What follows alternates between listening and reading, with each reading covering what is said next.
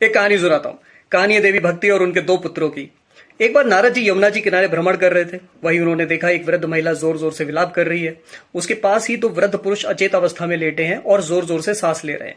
नारद जी उस वृद्ध महिला के पास गए और उससे दुख का कारण पूछने पर उस वृद्ध महिला ने कहा कि मेरा नाम है भक्ति और ये दोनों मेरे पुत्र हैं ज्ञान और वैराग्य। कलयुग के दुष्प्रभाव के कारण हम सभी वृद्ध, दुर्बल और निस्तेज हो गए हैं। अब तो हमारे प्राण भी संकट में हैं। कृपया हमारी कुछ मदद करें। नारद जी ने सहानुभूति दिखाते हुए कहा, हे देवी, कलयुग में लोग अधर्म की राह पर चलने लगे हैं। भक्ति, ज्ञान और वैराग्य को तो भूल ही बैठे हैं। इसी कारण तुम लोगों का ये हाल है। लेकिन मैं इसका कुछ उपाय ढूंढता हूँ। सोच समझकर नारद जी सनकादिक मुनियों के पास गए और उनसे समस्या का समाधान पूछा। सनकादिक मुनियों ने कहा कि इस समस्या का समाधान श्रीमद् भागवत पुराण के श्रवण से ही हो सकता है। श्रीमद् भागवत पुराण के श्रवण और पाठ से ही भक्ति, ज्ञान और वैराग्य को पुनः शक्ति मिल सकती है। नारद जी ने ऐसा ही किया।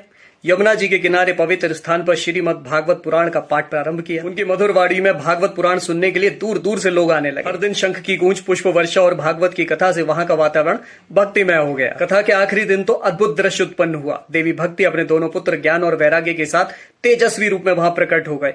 उनके मुखमंडल पर खोई हुई आभा वापस आ चुकी थी। होकर देवी भक्ति ने सनकादिक मुनि और नारद जी को प्रणाम करते हुए कहा, हमें बल देने के लिए बहुत बहुत धन्यवाद।